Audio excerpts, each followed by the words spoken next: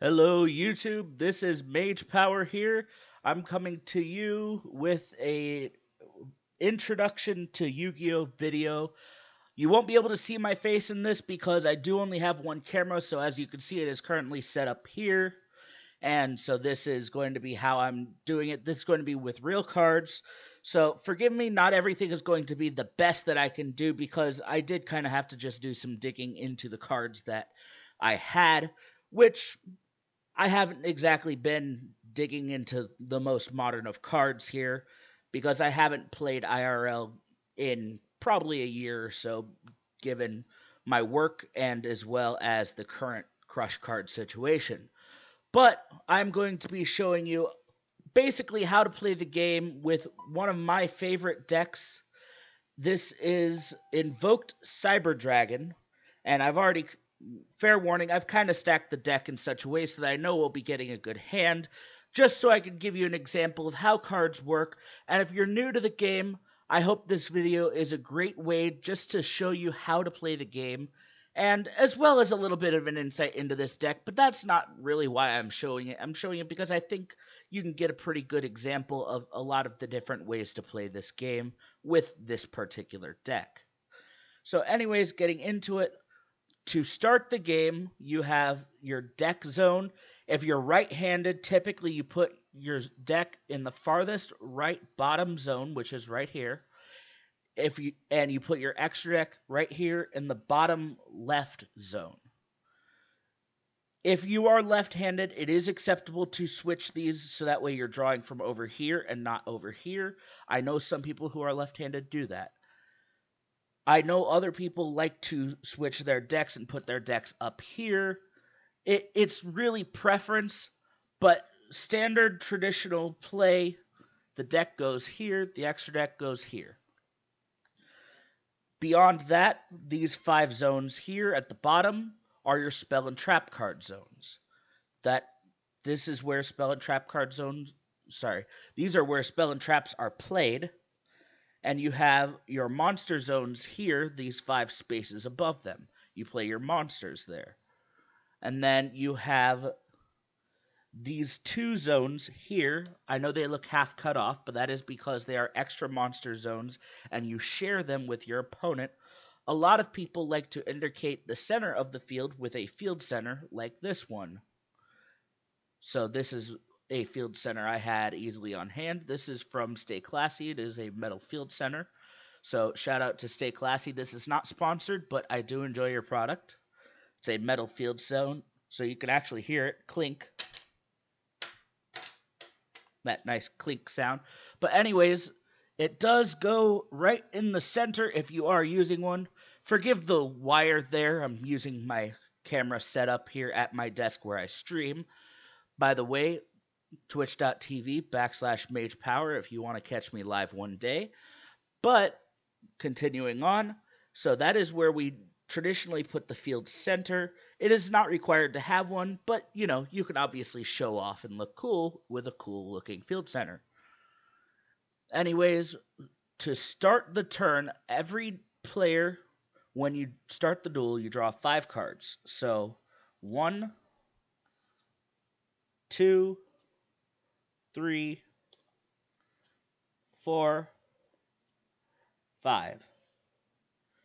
So this is the opening hand I have decided to start with for this duel. Like I said, I stacked it because I wanted to try and show how well this deck could do and show off a lot of the different functions of Yu-Gi-Oh with this hand. So the first thing I'm going to do is this is a spell card, and this is a special type of field spell. This is called Magical Meltdown. As you can see, it has that little symbol right there. That indicates it is a field spell. I'm trying to see if I can get the camera to focus on that. I don't know if I can, but anyways, field spells have their own particular zone. That is this zone over here. This card, when activated, allows me to search my deck for an Alistair the Invoker, which is this card. So basically, when that is activated, it lets me add this card to my hand. And then these cards, you can see they are kind of orange in color. These are called monster cards. These are your cards that you're going to do battle with. So these are the cards that ultimately are going to be the ones that win you the game more times than not. Additionally, there is another type of monster that you play in your main deck called normal monsters. Oftentimes, you will hear more competitive players call them vanilla monsters. The best example I had on hand is Megalo Smasher X. You can see they are a different color. This is more of a whiter, pale. That's why they're called vanilla, is because they're a much lighter color. These do not have an effect. They just have cute little messages or messages of danger or whatever. It's like you could see that one. It doesn't have an effect. It's just with its sound, baffling armor, and gargantuan jaws, this primeval. I'm trying to read this on camera. Forgive me. Predator's phosphorescence was only possible. Pardon for its primitive prey. So this card, it doesn't do anything really that useful. It's there. A lot of people use vanillas for beat sticks. There's other uses for them, but generally people stick to the effect monsters because effects in this game have become very strong. So continuing on with this deck though, you have one normal summon that you can conduct per turn. Typically speaking, with this deck in particular, I normal summon Alistair as my normal summon. This is the card I have committed in this deck to being my normal summon, in my case, every turn, because this card has a way of recurring itself. So when this card is normal summoned, by normal summoning it, you just place it in your monster zone in face up attack position. So when a card is vertical as so, it is in attack position. If you wish to be in defense position, that is like this, which is sideways. That is defense position. Also, if you wish to play a monster in defense position from your hand, you cannot place it like this. However, you are allowed to set a monster. Setting a monster is like this. So this is the easiest way to play a monster in defense position. The advantage to playing a monster in defense position is all monsters have attack and defense points. As you can see here, Alistair's attack is 1000 and its defense is 1800. However, I think my camera is not going to show you that. But you'll have to take my word on that. It's supposed to be right here at the bottom of the card. So when this card is normal summoned, it lets me add an invocation to my hand, which I believe I've put, nope, not right there. Right there. So that is invocation. So this happens to be a fusion spell for the deck. Fusion spells are spells that allow you to make fusion monsters. Fusion monsters are purple in color. Like this one, which is Invoked Mechaba. Invoked Mechaba is a very good card and is probably the prime card you use in any invoked style deck, like this one. Additionally, it is very easy to get to Mechaba by doing link summoning. Link summoning is where you send monsters from your field to the graveyard to summon a link monster that meets its requirement. So, for example, I can send Alistair the Invoker to the graveyard. By the way, I don't remember if I mentioned it, but the graveyard is usually placed right here in front of the deck. If you do place your deck here, a lot of people will place the graveyard here. But you link summon by sending Alistair to the graveyard. And in this scenario, I'm going to use Salamangreat Almirage. Almirage specifically states it requires a normal monster with an attack of 1000 or less. Apologies. I believe. Yep, there we go. Sorry, professional camera and everything here, but I'm just trying to show you this. And if you're still watching, I appreciate at this point. But I know this video might run long, but bear with me. So this card, when a Link monster is summoned, you have to summon it to the extra monster zone or a zone that a Link monster points to. As you can see, Solomon Great Almirage has an arrow right there. It is pointing to this zone. So I can now summon a Link monster here as well if I choose. In this scenario, I'm not going to do so. I'm going to Link summon Almirage off for another Link monster called Secure Gardna. Secure Gardna says it requires a Cyberse Link monster. So Almirage is a Cyberse Link monster, so that's why I've done this. The reason for this is because Secure Gardna is a light monster, so it makes it very easy to use for Invoked Mechaba because Invoked Mechaba requires using Alistair and a light monster. So now that I have a light monster on my field, although, to be fair, I have a light monster here and here, so I could have used those if I chose. But I felt this was better. So I am going to activate Invocation, which allows me to fusion summon by banishing from my field or graveyard. So I am going to banish my Alistair and my Secure Gardna. FYI, banishment has no particular zone designated in the game. It is not an official term. Another way to look at it is removed from the game. That is the old text for banished. However, there are become cards that interact with removed from play. So that is why it has been termed to banished. But generally speaking, a lot of people will place these banished cards up here, above the graveyard, and just kind of out of the way. There is no particular zone, but that is where a lot of people do it. And then we could summon a fusion monster. Fusion monsters do not abide by the same rules as links, and they can be placed in any zone. So in this case, I'm going to place Invoked Mechaba right there. And then we are going to send Invocation to the graveyard because it has been used. The reason why the field spell didn't go away when it was used is because field spells stay on the field.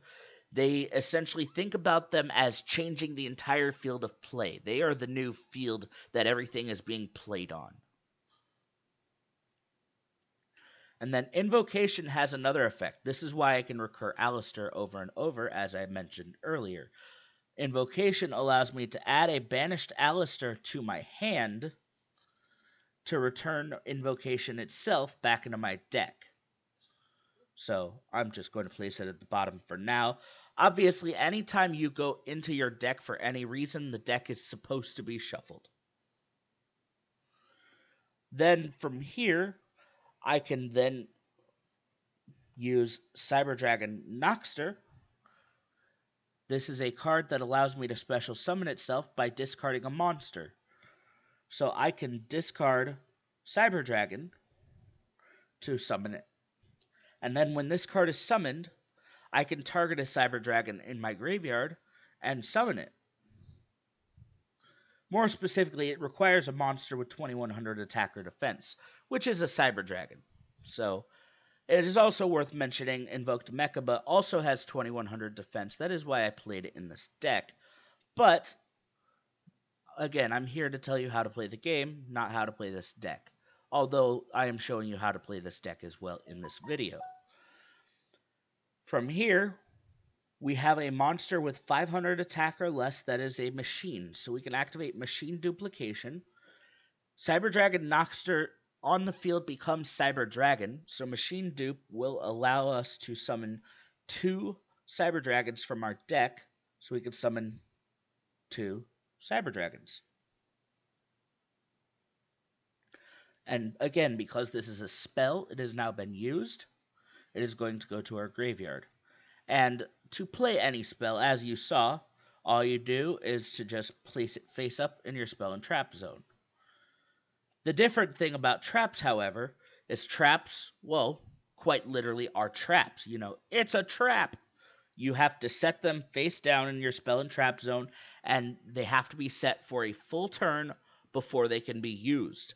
This includes cards that say they reset themselves. There are a few examples of this, of trap cards that reuse themselves over and over.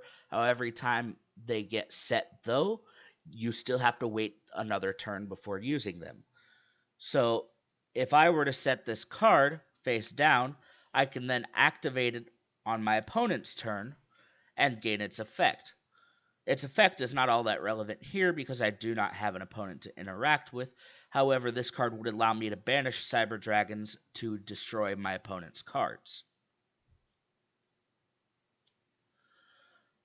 From here, I'm going to introduce you to what is called XYZ summoning, or XYZ summoning. There's a couple different ways people pronounce this, however, that's primarily due to how it was pronounced in the anime versus how it was pronounced commonly IRL before we really knew how to say it. So I'm going to overlay two monsters with the same level, in this case level 5, to summon Cyber Dragon Nova. This card requires 2 level 5, I believe it requires Cyber Dragons actually. No, 2 level 5 machines. So any machine monsters can summon Nova, but they have to be level 5. All XYZ monsters require the same level of monsters to summon them, and it's going to be based on the number of stars on the card.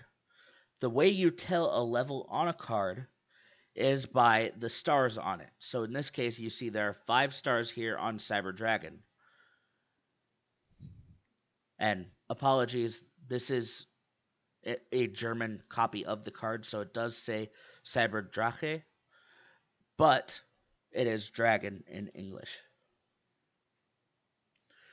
Cyber Dragon Nova also has another effect that allows you to detach a material from it to summon a Cyber Dragon monster from the graveyard. However, currently there are no Cyber Dragon monsters in my graveyard, so I cannot use this effect. One cool thing, though, about Cyber Dragon Nova is it has another card called Cyber Dragon Infinity, and this card says you can summon this card by using Cyber Dragon Nova as material. So if you wish to summon Infinity, you can summon Nova first and then just place this on top. The way to XYZ summon is you simply take your two monsters that are the same level, place them one on top of the other, then play the appropriate monster on top. The monsters underneath are your XYZ material. So if you wish to activate an effect that says detach a material, you take one monster from underneath of it, and you send it to the graveyard. However, XYZ monsters, their materials are not considered to be on the field, so any card that says remove from play anything sent from the field to the graveyard will still go to the graveyard. However, it is because it is not on the field. So this card right here is no longer considered to be on the field since it is a material for Cyber Dragon Nova. And then, obviously, like I said before, you can use Infinity on Cyber Dragon Nova using Nova as material. So this has been just the basic introduction to Link summoning, to Fusion summoning, to XYZ summoning. There are two other major mechanics to this game that I haven't shown yet, which I cannot do with this deck. So I will go ahead and clear out these cards here for right now.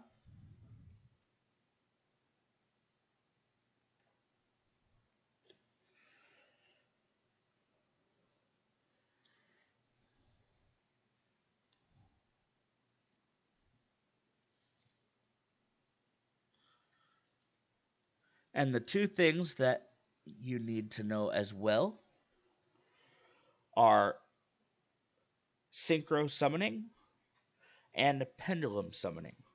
And the deck that I believe I can show you the best with happens to be some DDD cards. So, the Spell and Trap zones, the farthest one on the left and the farthest one on the right, also are called Pendulum Zones. And the reason for this is because a while ago Konami introduced a mechanic called pendulum, in which case the farthest left zone and the farthest right zone were pendulum zones. However, they didn't start out at that way. They actually started as their own zones, and Konami decided to recreate it, and now it's shared as the farthest left and right zone. So I've taken two pendulum monsters here. This is DD7 Kepler. As you can see, it has a lot of text. So how you can tell the difference in effects is this top effect here applies while it is in a pendulum zone. It is called its spell effect. These look like a spell and monster hybrid. And so while a monster is in the spell or trap zone as a pendulum scale, it is treated as a spell card. And then the bottom effect is its normal monster effect. So that effect applies while it is on the field, just as a monster. So, for example, if I played DD7 Kepler, as you saw, the two numbers on the side were both 10. That means it is a scale 10. And then if I take another DD pendulum monster, say DD7 Copernicus, as you can see, it is a scale 1.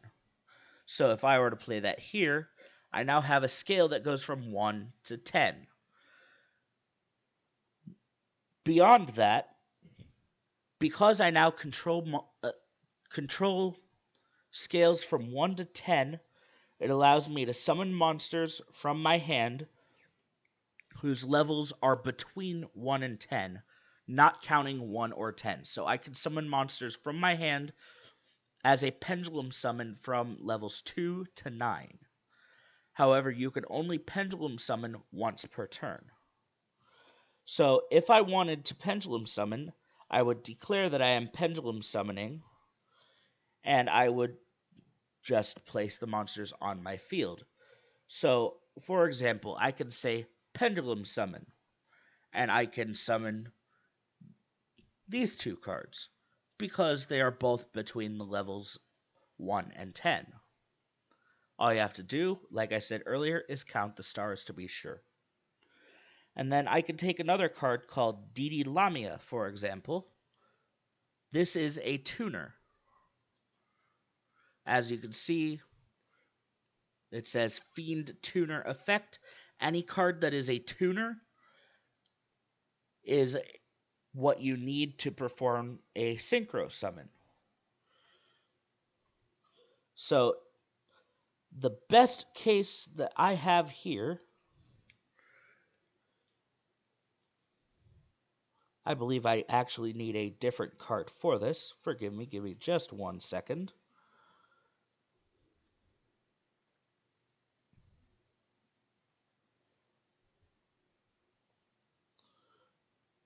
Okay, so I'm actually going to change these cards here. So I'm going to say I have a Swirl Slime and I have another Copernicus instead of these two. Which I could still logically pendulum summon these because this is level 2, this is level 4. So I could still pendulum summon these. So the easiest thing to do here, actually, I still would need a different level here. I actually need Necro Slime and not Swirl Slime. I couldn't pendulum summon this correctly. But again, I'm just trying to show you how this works. So to synchro summon, all you do is you send the appropriate monsters to graveyard that meet the levels. So in this case, I have still messed up because I was right the whole time, and Swirl Slime is also correct. So please make fun of me in the comments for just not knowing what I'm doing, because I don't play DDD, but I happen to have had the cards on hand. So the easiest way, though, that I'm going to show you how to make DDD Goose King Alexander. This says it requires one DD monster, that's a tuner, and one or more non-tuner monsters. So in this case, we have a tuner right here. We have two non-tuners. This card is level 7. How you synchro summon is you need all the monsters to add up to the level of the synchro monster you are summoning. So in this case, 1 as the tuner, plus 2, plus 4 is 7. So you can synchro with these, and this card, because it is a pendulum monster, anytime a pendulum monster leaves the field, it will go to the extra deck face up instead of the graveyard. And we use all three of these monsters to summon DDD Goose King Alexander. Again, like Fusion and Xyz monsters, it does not need to be summoned to the extra monster zone. However, it can, if you so choose. And that is how you synchro summon, and that is also the basics of pendulum summoning. I know I went a little off the rails there for a minute, but I hope you get the idea. And if you do have any more questions for this, the only thing I really haven't quite shown you is tribute summoning. So, tribute summoning. So, pretend you have these two monsters already on the field and you have not normal summoned. If you take a card like this DD Savant Newton here, it is level 7, I believe. Yes, it is level 7. So because this is level 7, this requires 2 tributes to tribute summoning. So you can send 2 monsters to the graveyard to tribute summon any monster that is level 7 or higher, unless it says otherwise. There are certain cards that specify that it takes 3 monsters. There are other cards that specify they don't need any. The best advice I can give anybody playing Yu-Gi-Oh! Is read your cards. If you read the cards, most of the cards will tell you what they do and how to use them. And then beyond that, uh, tributing a level 5 or 6 monster also only requires 1.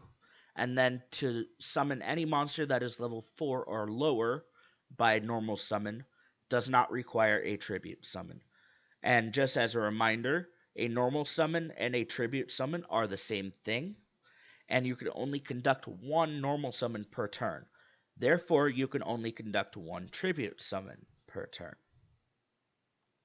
If you do have any more questions, feel free to comment down below. If I don't get to it, I'm sure hopefully somewhere in the future, if this is a big video, that there will be plenty of people there to answer your questions. And if you want to get your friends into playing this game, have them watch this video. I hope this was just a great introduction to Yu-Gi-Oh! For you guys. And I did this mostly because I know there's going to be people out there who might like watching Yu-Gi-Oh! But don't quite understand it. You know, maybe you've played Pokemon or Magic the Gathering and you just want to see how Yu-Gi-Oh! Is played. This is kind of just a basics for you. I also recommend you go read the rulebook. It is available as a PDF online. Just Google Yu-Gi-Oh! Rulebook. It's very easy to find. And then I also hope that you come in and watch my stream sometime on Twitch, twitch.tv/magepower. And I appreciate everybody sticking around to the end of this video. I know it's a long one, and I know we're coming up on that 30-minute mark, but I do appreciate it, and make sure if you have anybody that really wants to learn, just have them watch the video. And leave a like if you enjoyed this video. You know, feel free to yell at me for probably not being as prepared as I should have been. But as you can see, I clearly just kind of am trying to do my best with what I have. And if you are catching this in the early hours, I may also possibly be live on Twitch. So feel free to stop on by. Thank you. Have a good one. This has been Mage Power. United we stand. In Mage Power we trust.